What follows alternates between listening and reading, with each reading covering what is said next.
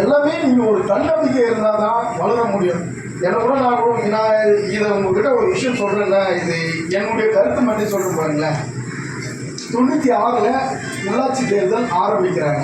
அந்த காலகட்டத்தில் வந்து எங்கள் அப்பா வந்து நகர தலைவர் சசி, எங்கள் அப்பா நகர தலைவர். அப்போது எங்கள் அப்பாவுக்கு 16 வார்டுகள் ஒதுக்குறாங்க. அப்போலாம் சரி நம்ம எதுக்கு நீங்கள் எங்கள் அப்பா சேர்த்து ஒர்க் பண்ணுறாரு எதுக்குன்னு. அதே போல் 2001 2006 நாங்கள் பூர்வமாக ஒரு கட்சியில் இருந்தோம். அப்போலாம் சரி 2011 வரும்போது எங்களுக்கு எந்த ஒரு பொறுப்பும் இல்லை. ஏன்னா இது இவ்வளோ நாளாக இருந்துச்சு, நான் கொஞ்சம் ஒரு இதுவும் இல்லாமல் எனக்கு ரொம்ப நைட்டெல்லாம் தூங்க கூட மாட்டேன். என்னன்னா இது நம்ம இவ்வளோ காலமாக இருந்துச்சு, ஒரு கட்சியில் ஒரு அந்தஸ்து கூட இல்லாமல் போகிறோமே.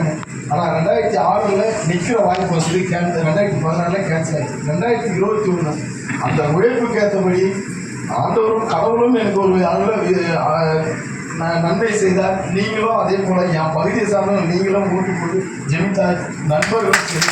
எனக்கு என்னன்னு கேட்டீங்கன்னா ஜெமித்தாங்கன்னா இந்த ஹவுசிங் போர்டு போது நான் பூர்வீகமாக இருந்தாலும் இதெல்லாம் இப்போ உருவாக்குற இந்த இடம் எப்படி இருந்தது எனக்கு தெரியுமா.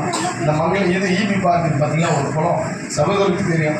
அந்த குளம் டெவலப்மெண்ட் ஆகிட்டு வரும்போது இருந்தாலும் அங்கேருந்து வரவங்களை வந்து மக்கள் ஏற்றுக்க மாட்டாங்க. ஏன்னா ஊருக்காரங்க இவங்க இது ஆனால் அதெல்லாம் நீங்கள் எல்லாத்தையும் சரிசமமாக என்னையும் வந்து உங்களுடைய சகோதரர்கள் ஜெயிக்க வச்சிங்க. அதுக்கு தான் உங்களுக்கு கோடான கோடி நன்றி. அதே போல் வந்து எந்த ஒரு விஷயமா இருந்தாலும் என்கிட்ட தயங்காமல் கேளுங்க. என் ஃபோன் நம்பர் கூட வச்சுங்க.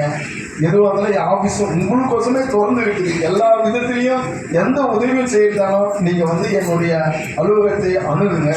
அதே போல் எந்த ஒரு பிரச்சனை இல்லாமல் நல்லபடியாக நல்ல குடும்பத்தில் யார் இடையுமே பிரச்சனை இல்லாமல் நல்லபடியாக உடல் ஆரோக்கியத்தோடு நீங்கள் வாழ்ந்து இந்த சர்வதேச மகளிர் தினமே அடுத்த ஆண்டு நீங்கள் வந்து ஒரு மண்டபம் நான் எடுத்து கொடுத்துருமா, அது நீங்களே செலெக்ஷன் பண்ணுறீங்க.